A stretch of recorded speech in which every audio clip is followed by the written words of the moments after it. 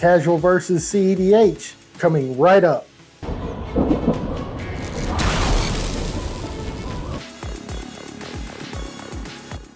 Welcome to Wizards Whimsy. I'm your host, Patrick, and today we're talking about casual versus competitive, or cEDH. Now, 2 weekends ago, or last weekend, depending on when you're watching this video, I was in a tournament. It was the Gusher Crusher 2. It's the second tournament that the local game store had, where they were giving away a dual land for the winner. And I brought Captain America First Avenger. It took a little bit of time. I was building the deck, and then, playing in the tournament, I realized, the problems that I was having and what I was doing wrong, especially whenever it comes to deck building. It was a big eye opener for me whenever it comes to building a deck, especially, in colors that I'm not real familiar with as far as, win lines and what to do. I figured, Captain America's pretty simple. He's an infinite mana outlet in the command zone. And I figured that that's what I would try to do. And the mistakes that I made was that put too many combos in the deck. So at any given time during the tournament, I would have one combo piece with no way to get the other combo piece into my hand to try to win. Now, I did have some key moments and key plays that helped me get to 5th place. I also had help from, a friend getting into 5th place. So, the main thing is that I came out, realizing that there was a lot of weaknesses, a lot of things that I did wrong with the deck. And actually sat down with the winner of the tournament, looking at the deck. He showed me win lines that he would use, cards that he would take out and replace what he would replace them with. Now, I don't have access to all those cards, and even though the tournaments like that are, proxy friendly, they may limit the number of proxies. I think this one was limited to 15 proxy cards, which I could have, fit those cards in well in advance. Probably still had a few that I could have, added in as far as proxy goes if I chose to go that route. I do like to play with the cards that I own. I don't have anything against playing against people that are using proxies, but just myself, I'd prefer to actually own the card, especially since one of the local stores that I play in, they do not allow proxies. So I'd rather just go ahead and have those cards readily available to use. Now, the win lines that I put in the deck that I had a Saheeli Felidar combo. I had a Burgi with Impact Tremors and Grinning Angus as, a win con. Captain America Infinite Mana, throw the shield. I had Godo with Helm of Host. It was just all over the place. I had a Cloudstone Curio Impact Tremors combo. Like I said, I had a lot going on, and I needed to streamline the deck. I was able to tie in round 1, and it was kind of because of a couple of key plays that I made that actually reset the table or slowed the table down to where someone wasn't comboing off, and we ended up going to time and drawing. That was really the only impact that I had in any of the rounds that I played, was that I was able to counter a key spell here or there. Other than that, like I said, the deck, I saw the problems that it had. I saw the problems with the hands that I was keeping, and and the play style. In round 1, we were playing, and probably 5 minutes into it, the table behind us, the pod behind us, they were done. Someone, rock side like turn 2 or something like that, and just went off. That person did not see those plays again for the rest of the tournament. Tournaments, the other rounds, they went pretty long, almost to time. Each one of them. As a matter of fact, the last round, it was in time. It was on turn 0, and that's when my friend he helped me out, and pretty much gave me the win since I had a point and it was possible for me to make it into the final round, depending on tiebreakers. That's one aspect, and that's one thing to look at when you're playing competitive. You're trying to get to the final round. You're trying to get to the top four. If you make top 16, that's great. Uh, it's a wonderful feeling to get, and it's something that you can be proud of whenever you're talking to your friends, talking to other players about making it to top 16, top four, or winning a tournament outright. There's certain bragging rights to it, and there's definitely ways to have fun with it. But that is the competitive aspect of it. It's very streamlined.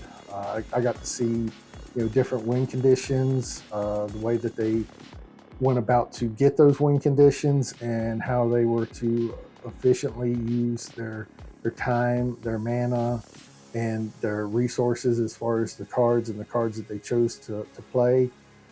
It's definitely something worth checking out if you've never been to a competitive tournament.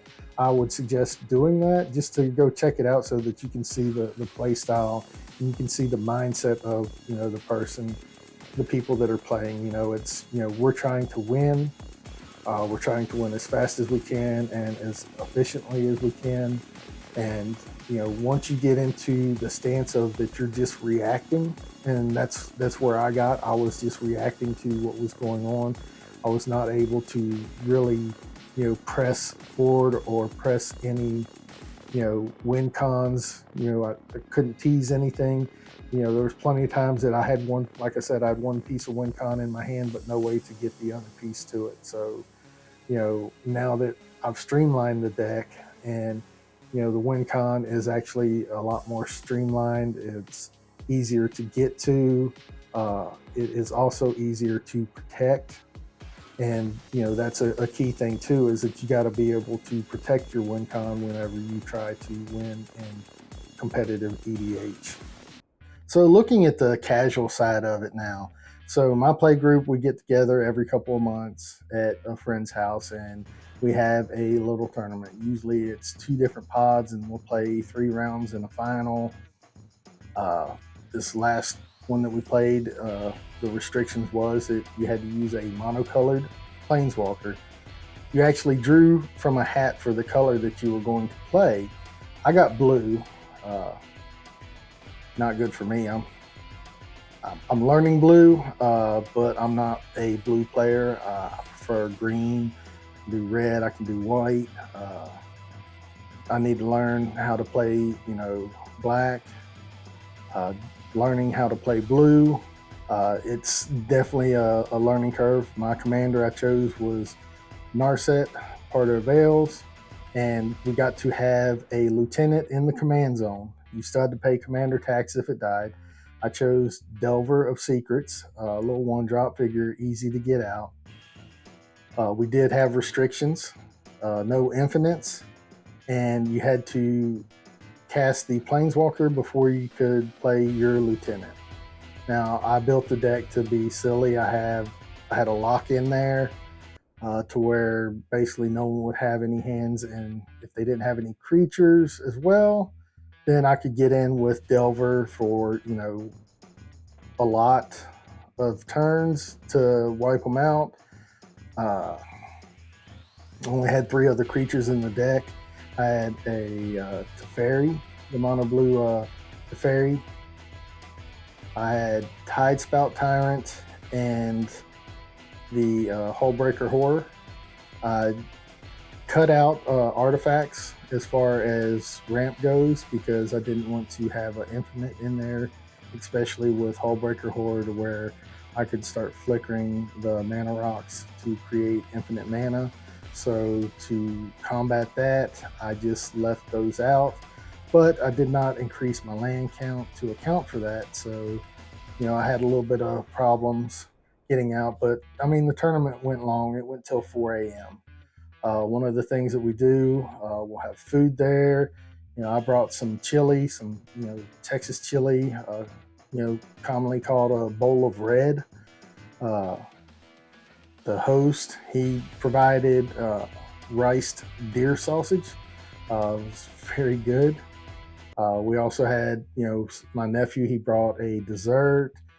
We had drinks, uh, sodas, stuff like that. We sat around and talked about, everything going on, what we've been up to, what decks we're working on, you know, what we have planned coming up, just different things. Very, very casual, sitting around talking, not being super competitive, but still being competitive. Everybody wanted to win. It went on until, like I said, 4 a.m. It started around 3:30, 4 o'clock in the afternoon, and for the 3 rounds in the final, it was 4 a.m. whenever it finally finished. I think whenever I actually left, there was a dampening matrix on the field. There was a humility on the field. There was, I think, someone was choosing what direction people could attack.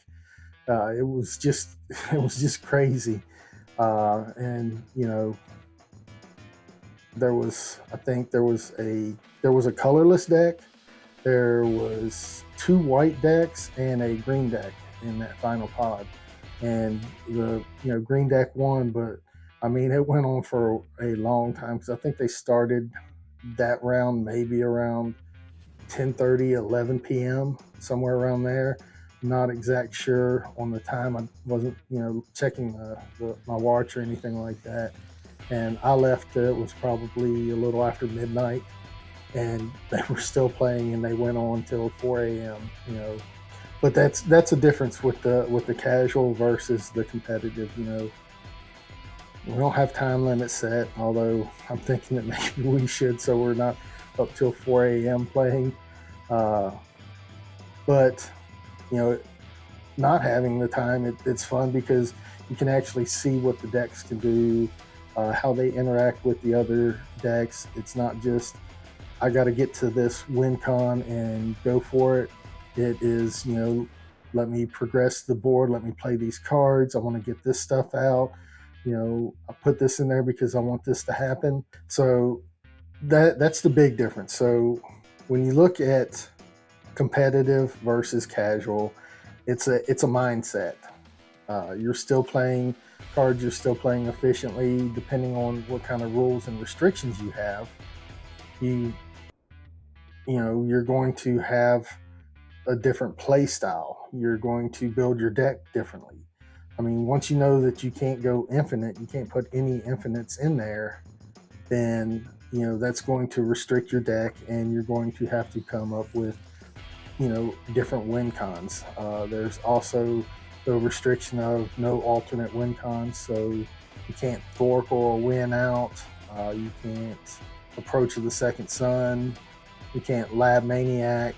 You have to actually take out your opponents. So that's something to think about, especially in your play groups. And I would love to hear what y'all do in your play groups and stuff. I had a blast. It's fun catching up with everybody. It's a great way to relax. Have a little potluck going on. All the food ended up getting eaten pretty much. I know the thing of chili that I brought, I brought an empty container home with me. So I'm excited that everybody enjoyed the chili. I know everybody enjoyed that deer sausage. It's just it's a different mindset. You're going over there, you're hanging out with your friends, you're catching up on things that you missed, because maybe you haven't seen some of those friends in 2 months.